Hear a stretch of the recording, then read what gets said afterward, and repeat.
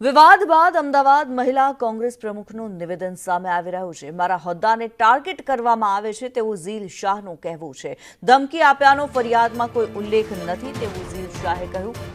વિવાદ સર્જાયો ત્યારબાદ આ નિવેદન સામે આવ્યું છે। મારી પાસે કાચી ફરિયાદ છે, આરોપ લગાવ્યા છે તે સતત અમારી સાથે રહેતો હતો, એણે અચાનક આવવાનું બંધ કરી દીધું તેવું ઝીલ શાહે ખુલાસો કર્યો છે, જેથી અમે તેને પૂછવા ગયા હતા।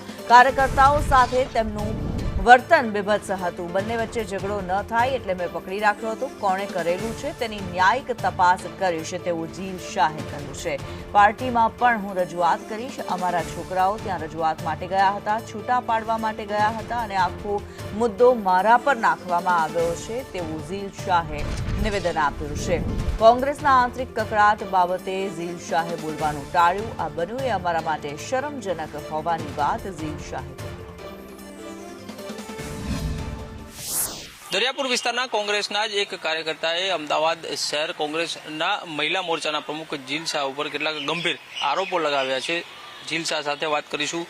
બેન, કેટલાક ગંભીર આક્ષેપો લગાવ્યા છે। વ્યાજની બાબત આવે છે, પૈસા ઉઘરાણીની વાત આવે છે, સીસીટીવીની વાત આવે છે કે તમે ઘરે જઈને બેસી ગયા હતા, કેટલાક ઓડિયો રેકોર્ડિંગ છે। શું કહેશો, કઈ રીતે જોઈ રહ્યા છો? મારી પાસે કાચી ફરિયાદ પણ આજે દીકરાએ કરી છે એ પણ છે।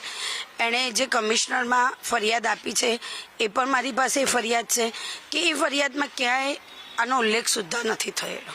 સીસીટીવીમાં ભાઈ સીસીટીવીમાં હું એમ કહી રહી છું કે હું બેઠેલી છું। એ દીકરો એ દરિયાપુરનો એક સામાન્ય દીકરો હતો। એને આમાં કોંગ્રેસમાં લાવનારે હું છું। 3 વર્ષ એણે મારા ત્યાં કામ કરેલું છે।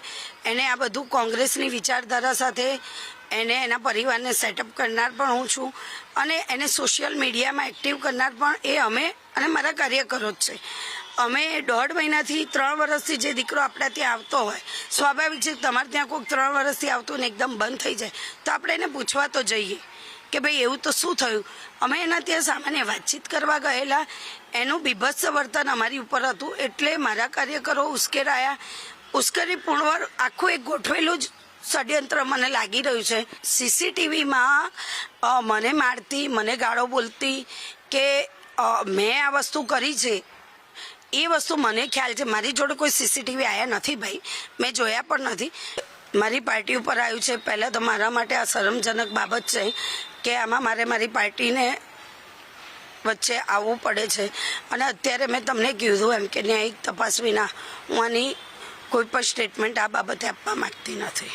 તો જે પ્રમાણે ઝીલ શાહ છે તે કહી રહ્યા છે કે તેના ઉપર જે આરોપ લગાડવામાં આવ્યા છે તે પાયાવિહોણા છે અને આગામી સમયમાં તે ન્યાયિક તપાસ અંગે માંગ પણ કરી રહ્યા છે। કેમેરામેન ચેતન પરમાર સાથે કશ્યપ જોશી, સંદેશ।